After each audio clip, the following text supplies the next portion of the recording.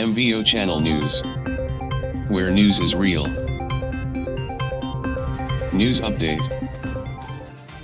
Message by the Namibian ruling SWAPO party president Dr. Hage Geingob on the commemoration of the 60th anniversary of Africa Freedom Day, May 25, 2023. This day in 1963 marked the beginning of a new trajectory in African history.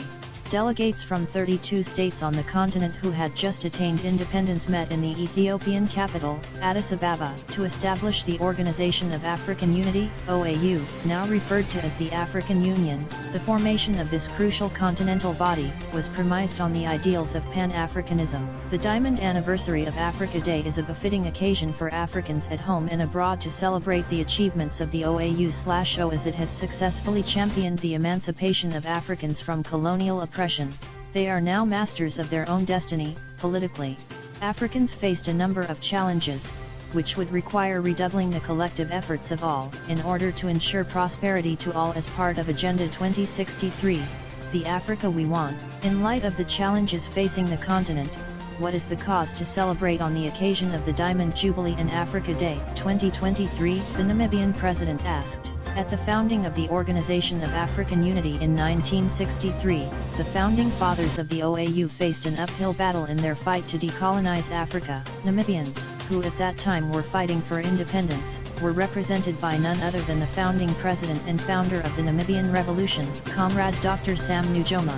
Dr. Nujoma attended the formation as an observer. For that reason, Namibia holds the OAU in high esteem for the pivotal role it played in overseeing the Namibian people's struggle for their independence. The OAU Coordinating Committee for the Liberation of Africa especially played an immense role in this regard. Through the OAU Liberation Committee, the continent worked tirelessly and spoke with one voice in support of liberation movements on the continent. Namibia therefore benefited from the continent's solidarity and support to fight against apartheid colonialism. Africa has achieved political freedom, which was the first necessary step before economic freedom and development. The great African statesman Dr. Kwame Nkrumah, in his classical speech at the founding of the OAU, eloquently put it, and I quote, "The social and economic development of Africa will come only within the political kingdom, not the other way round." End of quote.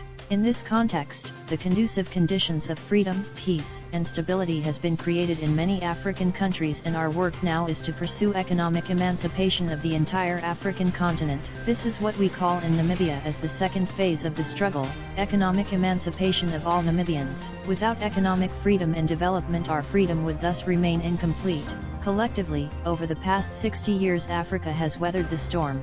This include the unprecedented pandemics that threatened the population of our continent, socio-economic challenges that jeopardized the livelihood of citizens, and geopolitical crises that put our collective security at risk. The theme for 2023 is Acceleration of the African Continental Free Trade Area's implementation.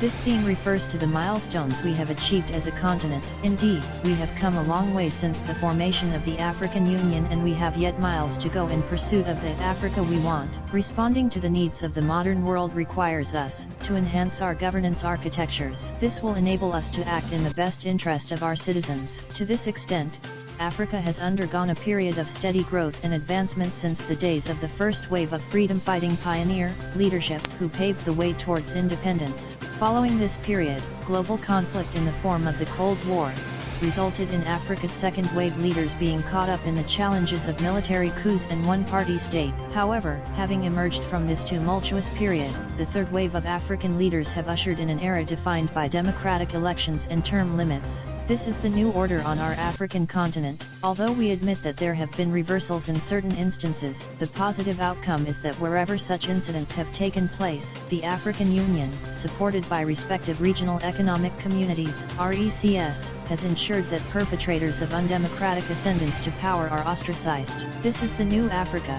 and an Africa which believes in constitutional order where processes, systems and institutions are central in the governance architecture. Consistent with the aspirations of Agenda 2063, the Africa we want, Africa Day indeed reminds us of the efforts we must still invest in, to realize the vision of an Africa at peace with itself, an integrated and prosperous Africa, driven by its own citizens, and one that represents a dynamic force in the global arena. It is a day on which we reflect on our shared experience, struggle, and triumph while encouraging ourselves to work harder towards achieving a better future. The commemoration of Africa Day each year consolidates our pursuit for peace and progress and provides us with an appreciation of the strides we have made as well as an appreciation about the areas that need improvement. It is encouraging that in Namibia the process of popularizing Africa and African unity started way back. The O flag flies proudly along our national flag at public buildings while the O anthem is sung together with our national anthem at all state functions. These practices must continue to be promoted.